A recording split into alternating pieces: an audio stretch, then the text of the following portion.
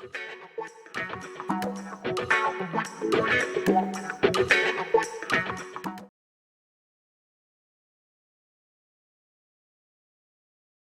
ini. Nah, biasanya memang untuk proceeding atau jurnal tertentu, ada kajian tertentu, ada majalah tertentu, ini dipersyaratkan ya, strukturnya seperti apa, proporsinya seperti apa. Nah, itu kita tentunya biasanya tinggal menyesuaikan aja ya, tapi tidak begitu jauh dari hal ini.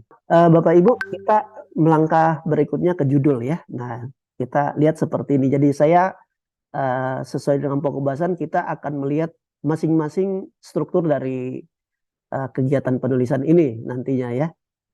Nah, ini yang judul. Dan biasanya judul ini tidak begitu jauh dengan rumusan masalah kita ya, atau pertanyaan rumusan masalah yang kita angkat ya. Nah, judul itu secara umum tentunya kita butuh strategi bagaimana membuat judul itu supaya menarik. Kemudian dia singkat ya. Lalu mencerminkan substansi dari isi artikel. Nah, ini. Kemudian tidak kaku. Kita bisa saja membuatnya itu lebih sedikit menarik, singkat dan tetap pada substansinya. Dan diusahakan luas dan memotivasi ya, di mana judul ini merangsang orang untuk mau membacanya. Selanjutnya kita berbicara yang kedua tuh yang ada biasanya abstrak ya. Dia mencerminkan substantif dari isi artikel. Komponennya biasanya dalam abstrak itu tidak banyak ya Bapak Ibu ya. Biasanya malah setengah dari halaman ya, atau malah bisa jadi sepertiganya aja ya abstrak ini.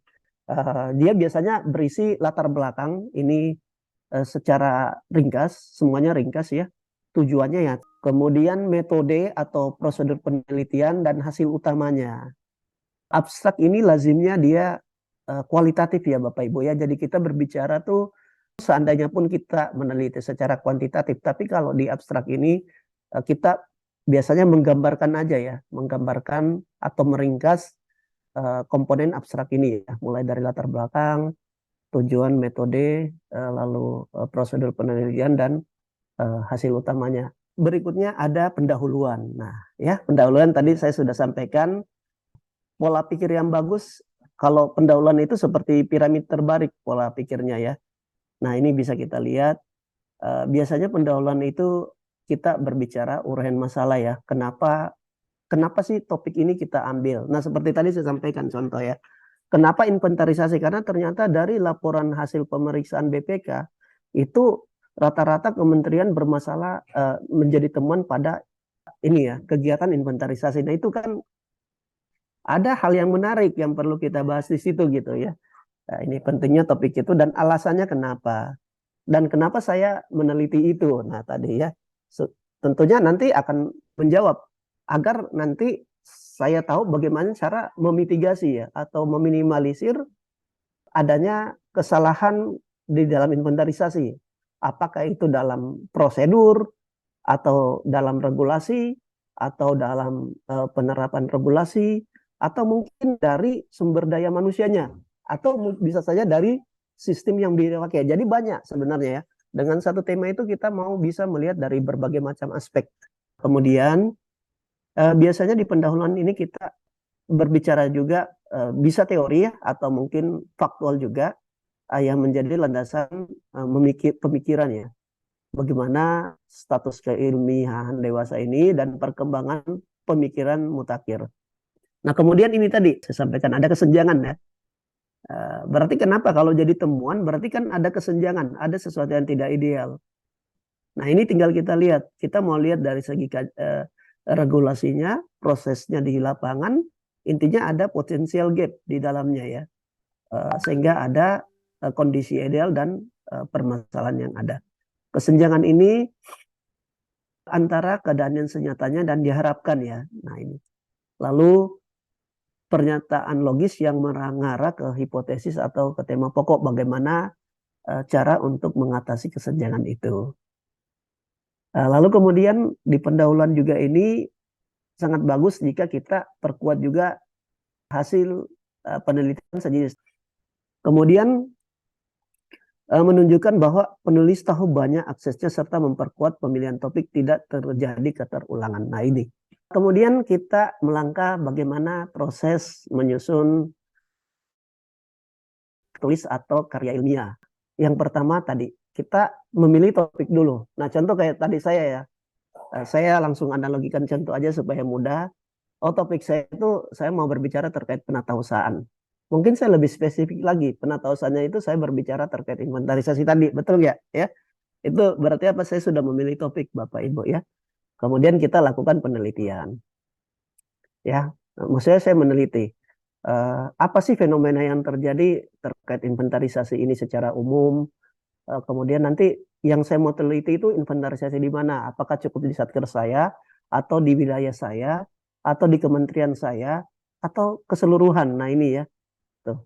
Kemudian nanti setelah itu kita tuangkan dalam rumusan masalah. Nah ini tadi sebenarnya kalau saya sih biasanya sih paling penting itu di sini ya. Rumusan masalah ini nanti kalau kita sudah dapat ini akan memudahkan kita ke yang lain dan termasuk ke depan tadi terkait masalah judul dan abstrak juga ya. Kemudian juga tentunya tujuan penelitian. Jadi dia ini salah satu hal yang perlu dalam kita nanti menulis itu di rumusan masalah sebenarnya ya. Supaya nanti kita punya role supaya tidak bias atau tidak terlalu jauh ya. Karena yang kita bahas itu sebenarnya apa saja sih yang mau kita bahas di dalam karya tulis kita. Kemudian tujuannya apa ya? Lalu kita melangkah ke kerangka teoris. Nah biasanya kalau kerangka teoris ini secara lazim sudah ada di bab 2 ya. Kajian pustaka ya, kepustakaan, kemudian penelitian atau karya tulis sebelumnya apa, mungkin ada yang sudah pernah membahas. Nah yang membedakan tulisan sebelumnya dengan tulisan kita itu apa. Nah itu yang sebenarnya yang menjadi originalitas dari karya tulis kita. Kemudian metode yang kita pakai. Nah secara lazim memang kita metode ini biasanya kalau nggak kualitatif, kuantitatif. Sebenarnya banyak metode dalam melakukan metode penelitian dalam menulis KTI ya. Lalu setelah kita menentukan metode penelitian, kita mengumpulkan data di lapangan ya sesuai dengan objek yang kita akan tulis. Kemudian data-data tersebut kita analisis. Setelah kita analisis, kemudian tentunya akan menghasilkan hasil analisis data yang kemudian kita bahas ya. Nah, biasanya memang paling bagus di sini ini hasil dan pembahasan ini sangat ditentukan oleh rumusan masalah, metode penelitian, bagaimana pengumpulan data kita dan alat tools analisis yang kita lakukan.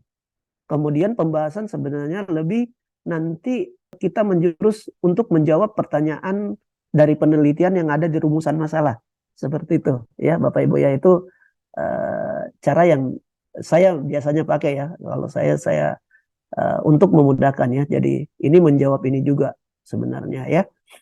Nah, kemudian setelah hasil dan pembahasan dan tadi kalau kita lihat memang yang gede itu di sini tadi kan begini ya strukturnya ya. Nah, jadi karya tulis itu nanti yang banyak sebenarnya di sini dan di ini kerangka teoris ya. Ini dengan ini.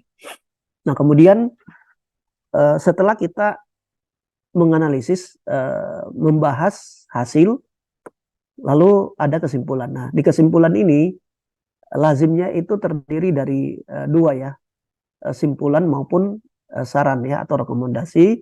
Kemudian daftar pustaka. Nah, daftar pustaka ini biasanya sebenarnya sebagai source dari kerangka teoris yang kita cantumkan. Jadi contoh begini, kita mencantumkan di kerangka teoris di dalam pasal segini PP 27. Nah, berarti apa daftar pustakanya adalah PP 27. Kemudian di PMK 153 terkait masalah ini menyampaikan bahwa bla bla bla bla. Nah, di daftar pustakanya berarti apa? Peraturan Menteri Keuangan nomor 153. Nah, ini itu maksudnya ya yang perlu kita jadi apa?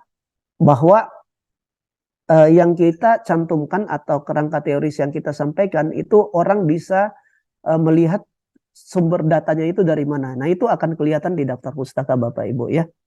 Contoh kita ngambil dari bukunya, buku terkait pengelolaan aset negara, ya, karya siapa. Kemudian dari peraturan pemerintah nomor berapa, PMK terkait penghapusan nomor berapa, ya, atau regulasi terkait rumah negara oleh PUPR nomor berapa, atau hasil data Badan Pusat Statistik triwulan keberapa. Nah, itu daftar pustaka, ya. Jadi kalau saya seumpama membaca suatu karya tulis, maka untuk mengetahui source yang dari mana, saya lihatnya di daftar pustaka. Nah, kira-kira seperti itu.